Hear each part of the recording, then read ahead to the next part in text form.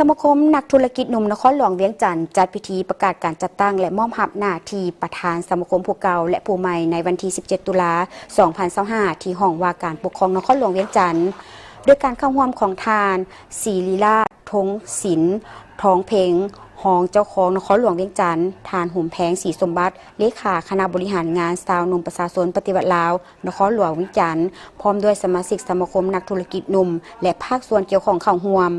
ในพิธีทานพรประเสริฐศรีลาดวงเลิศประธานสมาคมนักธุรกิจหนุ่มนครหลวงเวียงจันทร์ได้ขึ้นผ่านบทสรุปการจัดตั้งปฏิบัติซี่นำพาเวียกงานของสมาคมนักธุรกิจหนุ่มนครหลวงเวียงจันทร์ในระยะ5 ปีผ่านมาและแผนการทิศทางในต่อหน้าว่าในระยะ5 ปีผ่านมาได้เอาใจใส่ในการตั้งโฮมความสามัคคีศึกษาอบรม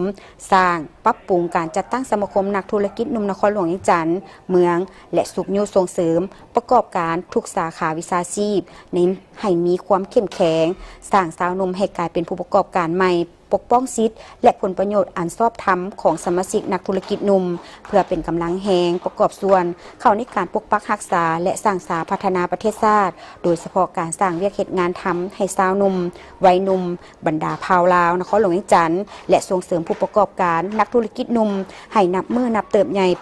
เป็นต้นขยายและสร้างตั้งสมาคมนักธุรกิจหนุ่มขันเมืองได้ทั้งหมด4 เมืองคือเมืองนาไซทองเมืองสีโคตะบองเมืองจันทบุรีและเมืองไซเสื้อถานอกจากนี้ในพิธีก็ได้มีการผ่านข้อตกลงย่องย้อเหรียญการละนึก65 ปี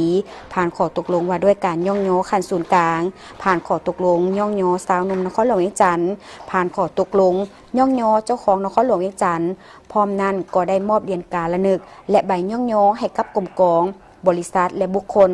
จากนั้นได้ผ่านข้อตกลงว่าด้วยการแต่งตั้งคณะสมาคมนักธุรกิจหนุ่มนครหลวงเวียงจันทร์เลขที่688/จนว